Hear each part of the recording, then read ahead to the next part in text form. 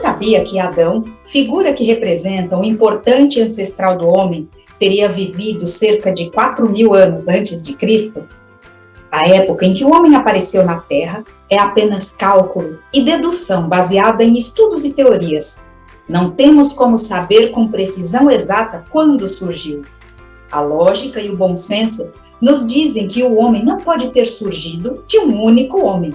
Assim, Adão não foi o primeiro, nem o único a povoar a Terra.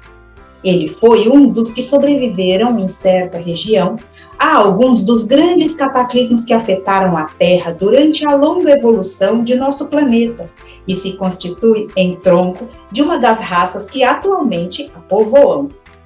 Consideramos Adão como um mito ou uma alegoria que simboliza uma raça mais inteligente, a raça adâmica, que constrói cidades, cultiva a terra e trabalha os metais. Você sabia que Homo sapiens significa homem inteligente e que a paleontologia estima que tenha surgido há cerca de apenas 200.000 anos? Estudos arqueológicos mostram que nesse tempo o estilo de vida do homem era até sofisticado se comparado a seus antecessores, os homens da pedra lascada, pois se utilizavam de ferramentas relativamente mais elaboradas e o uso do fogo já era bastante difundido. Eram produzidos pequenos anzóis, machados, agulhas e até mesmo a arte começou a ser concebida pelo homem. O destaque vai para a pintura rupestre realizada nas paredes das cavernas. O homem pré-histórico, no fim do período chamado Paleolítico Inferior, de 50.000 a 10.000 a.C., começava a realizar as primeiras experiências religiosas. O desenvolvimento do estilo de vida dos homens fez com que eles desenvolvessem os rituais funerários. Com o passar do tempo, o homem deixou de ser caçador e coletor e desenvolve a agricultura e pastoreio, a cerâmica e os tecidos. Ele se torna sedentário, o que fez surgirem as primeiras comunidades, sementes das futuras cidades. Com o surgimento da escrita cuneiforme, há aproximadamente 4.000 anos antes de Cristo, deixamos para trás em definitivo a denominação de pré-história e adentramos no período que chamamos de história.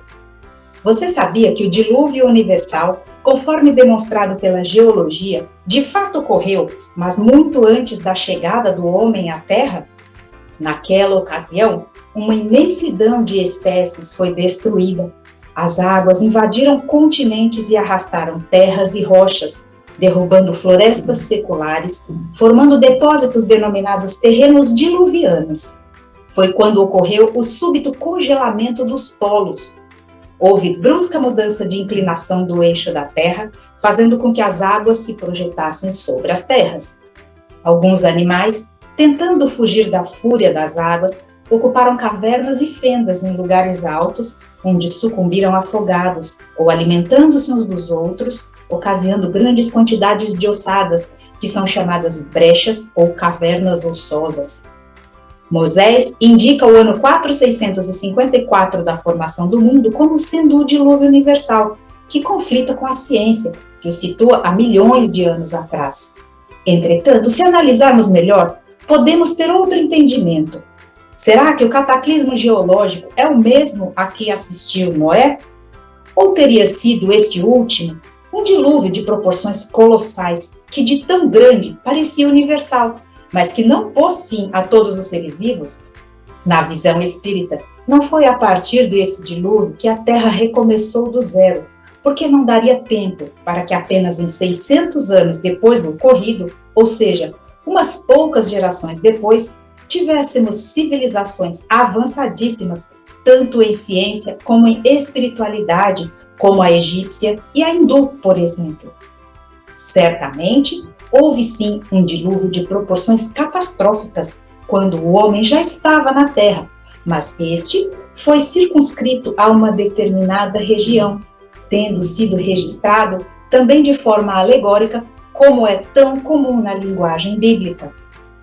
A iniciativa de Noé simboliza a capacidade do homem quando este acredita em Deus e no futuro, e exerce seu potencial divino ao enfrentar de forma positiva e atuante as maiores adversidades